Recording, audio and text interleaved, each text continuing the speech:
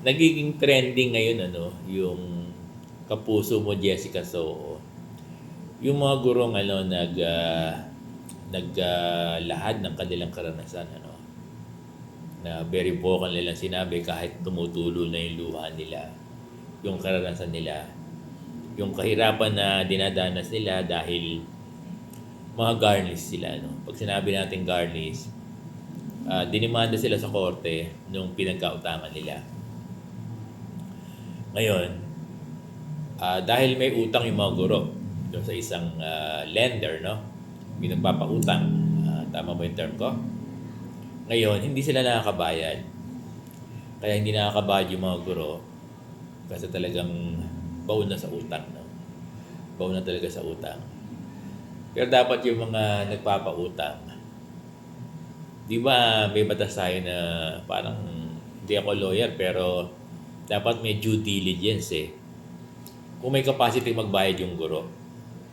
Ngayon, kung walang capacity magbayad yung guro, bagay, maunawaan natin, kawawa naman yung guro pag hindi pinautang.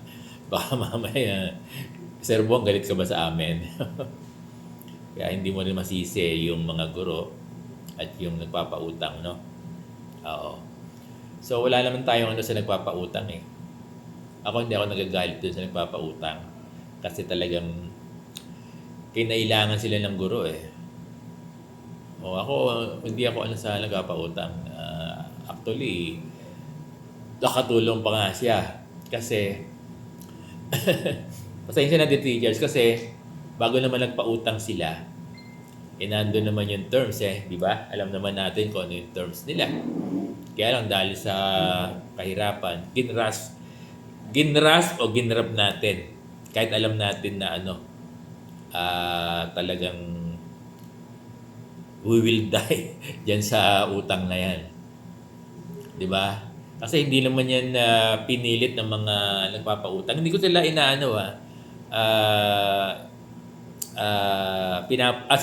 hindi ko sila pinaglalaban Ang ibig ko lang sabihin, alam naman natin, kasi hindi yun yung punto ko Ang magiging punto ko mamaya yung ruling ng court. So, ibig sabihin, talagang in good faith yung pagpapautang nila ng mga nagpapautang. 'Di ba? Hindi naman tayo pinito, hindi kayo pinilit Talagang nandoon naman naka-indicate kung magkano yung tubo. Ngayon, hindi na nagkaroon ng due diligence yung nagpapautang. 'Di ba? Na talagang sana na alam niyang hindi naman makakabayad yung teachers Kaya lang nauunawaan natin yung teachers. Ngayon, ang punto ko is ganito. 'Di ba dinimanda siya nung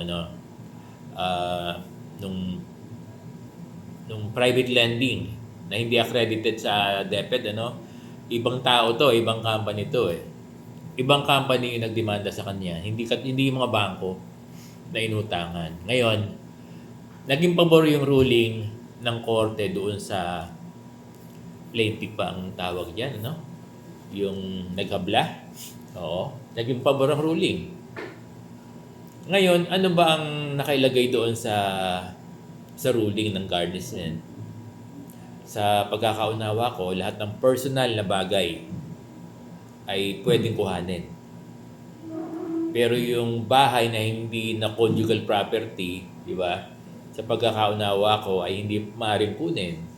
Kasi hindi naman personal na pag-aari lang nung guro. Yun yung pagkakaunawa ko.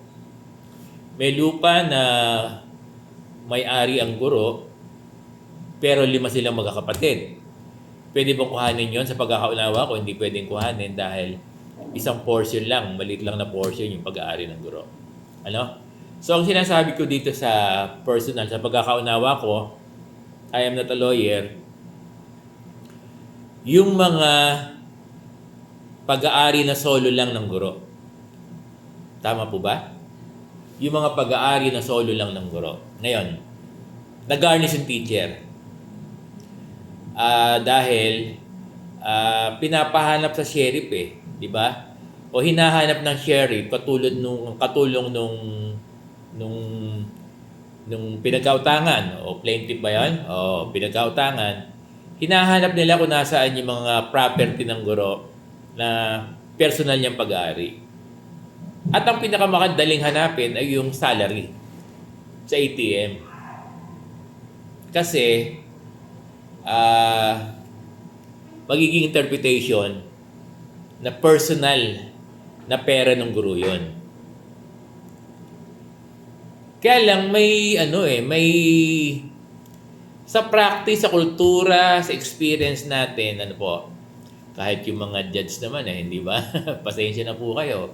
Yun po bang pera nyo ay sabihin, hindi ba ibinibigay sa mga anak, sa mga, di ba, sa asawa, any other employee, any employee, hindi lang guro. Lahat ng alam ko, pati mga senador, lahat, yung mga sahod nila, saan napupunta? Sa kanila lang ba ang sarili? Yung panggastos? Di ba may mga na talagang binibigay sa sa asawa. At yan yung pinag-aaral ng mga anak, ginagamit sa pag-aaral ng mga anak, tuition fee, ginagamit sa araw na pangkain, pambayad sa tubig at ilaw, marami pang gastusin, diyan kinukuha doon sa sahod ng guro na breadwinner. Yun yung isang interpretation. Realidad. Hindi lang siya na nakalista by the book na yung sahod ng teacher ay kasama doon yung responsibilidad ng guro na yun ay hindi lang pag-aari ng guro, actually in truth. God knows, hindi pag-aari lang ng guro yun dahil pag-aari din yun ng kanyang sabihin dahil may responsibility siya doon sa mga niya, sa pamilya niya, sa mga magulang niya kung single siya. Basta breadwinner. Yun po yung bagay na na malungkot na hindi na-interpret ng ganon. Ang na-interpret lang na itong sahod ng guro ay personal property niya na kahit kuhanin natin ay kanya naman yan, pag-aari naman yan, pero na-overlook ata yung isang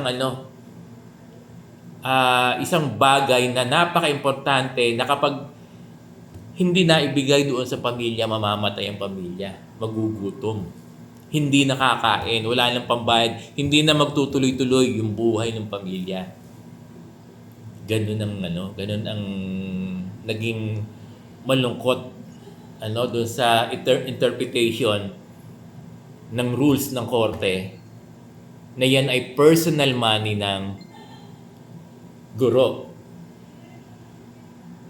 Yes, personal money. Kaya lang may other story. Papaano po yung anong tawag natin doon? Hindi na mabubuhay yung mga anak niya. Kaya ang aking paniniwala, kapag ang guro ay may asawa, may responsibilidad, hindi lang niya pag-aari, hindi lang niya personal money, Hindi lang niya personal na pag-aari yung sinasahod niya. Yun ang hindi nakita ng interpretation. Yun ang hindi nakita ng interpretation nung sinerve yung garni sa bangko. Nung sinerve yung pag-garni sa bangko, hindi rin in-interpret, hindi rin nakita ng land bank yung ganong aspeto ng interpretation. Tama. Dapat i-garnish yung mga personal money ng guro. Diba? Kung kotse, personal niya yan, i-garnish, yes.